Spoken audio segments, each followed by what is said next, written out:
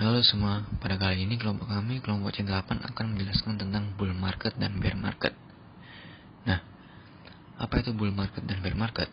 Bull market dan bear market adalah istilah yang lazim digunakan di dunia saham. Pengertian bear market sendiri adalah kondisi pasar saham di mana harga saham sedang mengalami tren melemah atau turun. Sementara, bull market merupakan lawannya, yakni kondisi yang menggambarkan pasar saham di mana harga saham sedang mengalami tren penguatan atau naik. Asal istilah bull dan bear market sendiri sebenarnya tidak berhubungan dengan pasar saham. Istilah bear market didasarkan pada teknik beruang bertarung dengan musuhnya, yakni banteng atau bull. Sementara beruang menghujamkan cakarnya ke bawah, banteng menyerudukkan tanduknya ke atas. Teknik pertarungan antara beruang dan banteng ini yang menjadi inspirasi istilah bull dan bear market untuk menggambarkan kondisi dan situasi pasar saham. Bull market. Kondisi bull market tercipta dari adanya sikap optimis para investor yang percaya dan mengharap bahwa hasil dari penjualan surat-surat berharga di pasar saham semakin kuat dan berkelanjutan selama beberapa bulan bahkan tahun. Kondisi bull market memang cukup sulit diprediksi secara konsisten karena tren pasar begitu dinamis, sehingga bisa saja berubah sewaktu-waktu. Bahkan bagian yang paling sulit adalah efek psikologis dan spekulasi yang terkadang memainkan sebagian besar peran dalam pasar saham. Secara umum dapat dikatakan bahwa bull market terjadi ketika harga saham naik 20%, yang biasanya setelah dan sebelum mengalami penurunan 20%. Namun, sejak sulit diprediksi, bull market hanya dapat dikenali atau diketahui begitu telah terjadi. Kapan terjadi bull market? Yaitu saat ekonomi menguat atau memang sudah kuat. Saham merupakan objek yang diperdagangkan dalam pasar saham. Perdagangan saham ini bertujuan untuk menarik investor agar menanamkan modalnya pada perusahaan yang telah go public dan dicara di pasar saham.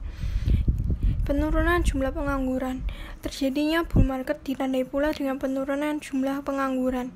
Ekonomi yang kuat menandakan tersedianya banyak lapangan pekerjaan. Oleh sebab itu, faktor produksi berupa sumber daya manusia banyak terserap di sektor-sektor ekonomi produktif. Laba perusahaan meningkat. Produk domestik bruto yang tinggi menandakan ekonomi negara yang kuat. Hal tersebut tentu saja ditunjang oleh proses produksi yang dilakukan oleh para produsen, yakni mulai dari usaha mikro, kecil, menengah, dan besar. Usaha skala besar dipresentasikan oleh perusahaan-perusahaan nasional dan multinasional yang telah go public. Semakin tinggi PDB artinya semakin besar volume produksi yang disumbangkan oleh perusahaan. Hal ini mengindikasikan pula bahwa laba perusahaan semakin meningkat. Teori istilah bull market. Teori istilah bull market ada 3, yaitu bull brute sport, bull attack, dan the bull board. Bull brute sport yaitu teori yang serupa dengan teori bear baiting, yaitu muncul dari permainan berdarah pada akhir tahun 1500.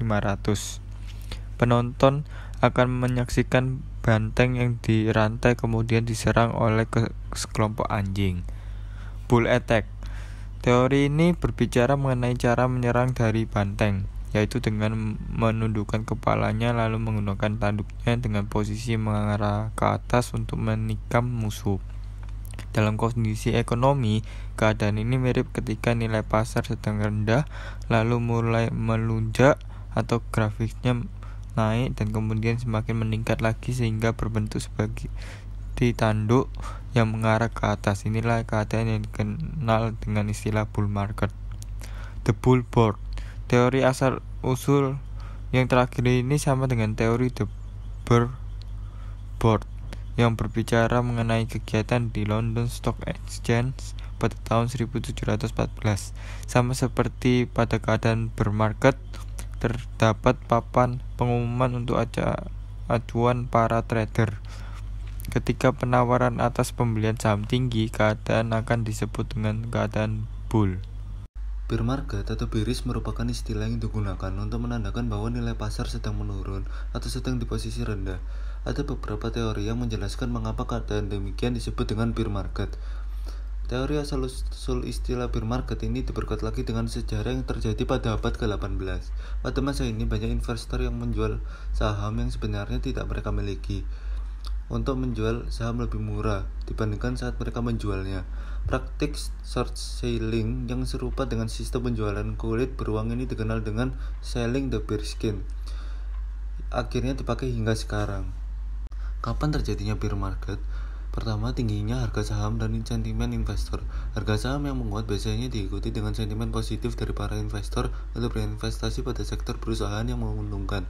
Pada tahapan ini, investor justru keluar dari pasar dan mengambil keuntungan. Yang kedua, harga saham mulai merosot tajam. Penurunan yang drastis pada harga saham dipicu oleh aktivitas perdagangan dan laba perusahaan yang juga mengalami penurunan. Karena pada tahapan ini, investor mulai panik sebab sentimen menurun. Yang ketiga, munculnya spekulan. Sebagai salah satu pelaku dalam pasar saham, spekulan berusaha mencari keuntungan besar dalam perdagangan saham dengan melakukan spekulasi atas perubahan harga saham yang terjadi, menyebabkan naiknya harga dan volume perdagangan saham. Yang keempat, harga saham terus menurun secara perlahan. Di tahap ini, bear market berpotensi menjadi bull market. Rendahnya harga saham justru menjadi kabar baik sehingga menarik investor untuk membeli saham. Teori istilah bear market. Bear baiting. Istilah ini muncul dari permainan hiburan yang telah menjadi budaya pada akhir 1500, di mana seekor beruang akan dirantai dan diserang oleh anjing. Pada jangka waktu ini mulai beredar istilah bearish. Dari sinilah beberapa orang percaya bahwa istilah ini muncul karena adanya permainan hiburan ini. Selanjutnya adalah bear attacks. Selain istilah bearish, istilah bear market juga berkeliaran di masyarakat. Namun istilah bear market hadir lebih lambat, yaitu sekitar tahun 1714. Istilah ini muncul dari perilaku beruang ketika diserang, yaitu dengan mengayunkan cakar besarnya ke bawah lalu menyayat lawannya. Ini persis apa yang terjadi apabila nilai pasar sedang turun. Hal ini berlaku di pasar manapun, baik pasar saham maupun cryptocurrency. The Bear Board. Teori asal-usul yang satu ini berkaitan dengan kegiatan di London Stock Exchange pada zaman dahulu. Di sana terdapat sebuah papan di mana para trader mengirimkan penawaran untuk membeli saham. Ketika permintaan saham sedang rendah dan papan menjadi kosong, keadaan ini disebut bear oleh London Stock Exchange. Karakteristik dari bull and bear market. Yang pertama, penawaran dan permintaan efek. Yang kedua, psikologi investor terkait bull market versus bear market. Yang terakhir, perubahan dalam kegiatan ekonomi. Penawaran dan permintaan efek.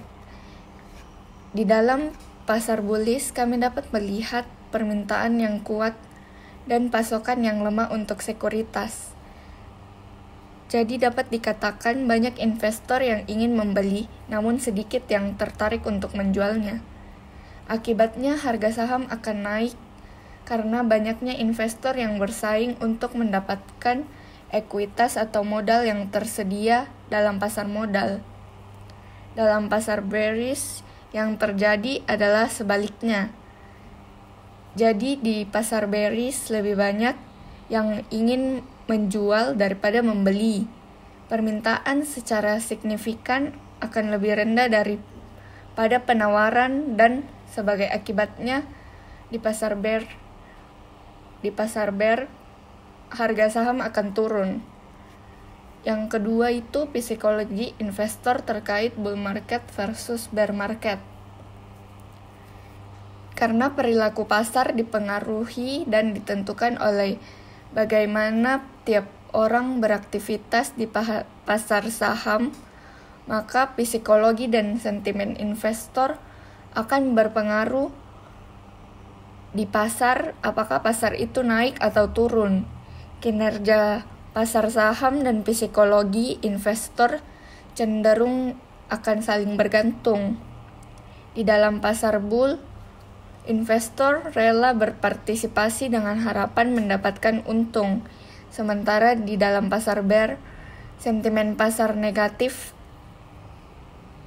karena investor mulai memindahkan uang mereka dari ekuitas dan mengarahkannya ke sekuritas agar pendapatan mereka tetap.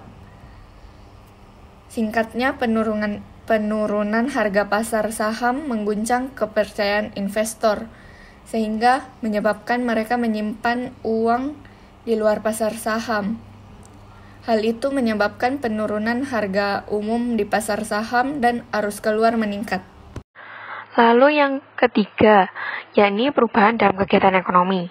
Karena bisnis yang sahamnya diperdagangkan di bursa adalah perusahaan dalam ekonomi skala lebih besar, maka pasar saham dan ekonomi keseluruhan cenderung saling berkaitan satu sama lain. Pasar bearish dikaitkan dengan keadaan ekonomi yang lemah karena sebagian besar bisnis tidak dapat mencatatkan laba yang besar. Penurunan laba ini pun tentu saja secara langsung mempengaruhi cara pasar menilai saham. Dalam pasar bullish, kebalikannya terjadi karena orang memiliki lebih banyak uang untuk dibelanjakan dan bersedia untuk membelanjakannya. Pada gilirannya, keadaan bullish ini pun mendorong dan memperkuat perekonomian. Jadi dapat disimpulkan dari penjelasan-penjelasan tersebut bahwa bull and bear market merupakan istilah yang sekian presentasi dari kelompok kami mengenai bull and bear market. Terima kasih.